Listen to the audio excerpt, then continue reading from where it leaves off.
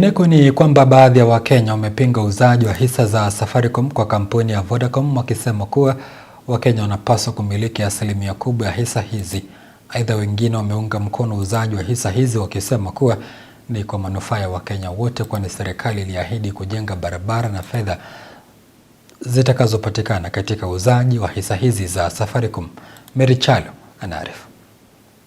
It will be such a shame that Safaricom is the pride of Kenya, yet the government of Kenya is like owning 20% of the shares of Safaricom. Ni baadhi ya maoni ya Wakenya kuhusu pendekezo la serikali ya kitaifa la kuuza asilimia 15 za hisa za kampuni ya Safaricom zenye thamana ya shilingi bilioni 250 kwa kampuni ya Vodacom.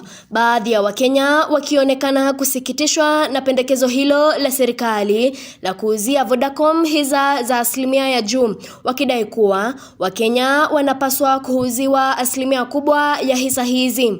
If there is a sale, it should be sold to Kenyans to make it 40%, so that we don't allow a foreigner to hold a majority.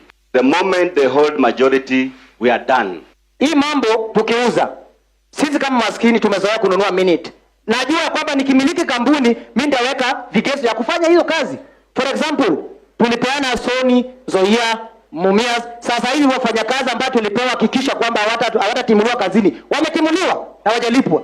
So wale ambao wanafanya kwa Safaricom, Vodafone wakishanunuliwa, si watatimuliwa na wajiri watu wao. Tumekataa Mheshimiwa Kimani, hiyo msijaribu kupitisha kwenye parliament. Aidha, Wakenya hawa wakionekana kugadhabishwa, wengine wanaunga mkono pendekezo hili wakisema kuwa iwapo hisa hizi zitauzwa basi itakuwa manufaa kwa Wakenya, kwani serikali ya kitaifa inapania kuleta maendeleo nchini kupitia hela zitakazopatikana kupitia uuzaji huo.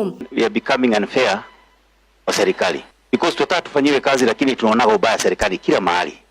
Iwe ni kwa hii, iwe ni kwa hii. So me, I support it, and I want whatever which is going to be put on the place, equate transparent, that tuone really what these shares are going to do for us.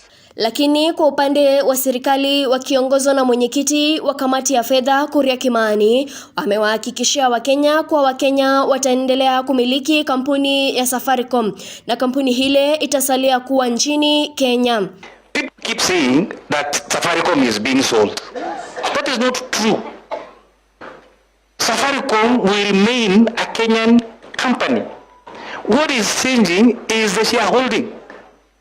Hawa walikuwa na 35, wakuwe na 20.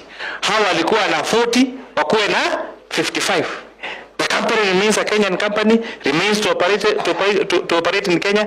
And if there is a way, we can give Vodafone 10% and do an IPO at 34 shillings. Set the price and let Kenyans also buy. Haya yalijitokeza kwenye kikao cha bunge la wananchi na wabunge jijini Nairobi katika jumba la KICC. Viongozi serikalini wakieleza kuwa wataendelea kufanya vikao katika kaunti zote nchini ili kuchukua maoni ya Wakenya kuhusu uuzaji huu. Mary Chalo, Undugu TV.